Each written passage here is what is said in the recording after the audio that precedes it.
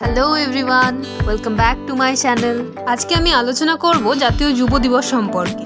জাতীয় যুব দিবস প্রতি বছর 12ই জানুয়ারি পালন করা হয় ভারতীয় মহান দার্শনিক স্বামী বিবেকানন্দের জন্মবার্ষিকী স্মরণ করে। এই দিনটি তরুণদের ক্ষমতায়ন এবং দেশের অগ্রগতিতে তাদের অবদান রাখতে উৎসাহিত করে। জাতীয় যুব দিবস স্বামী বিবেকানন্দের জন্মদিনের সম্মানে পালন করা হয়, যিনি 19 শতকের ভারতের একজন প্রভাবশালী ব্যক্তিত্ব ছিলেন এবং তারুণ্যের শক্তিতে দৃঢ় বিশ্বাসী ছিলেন।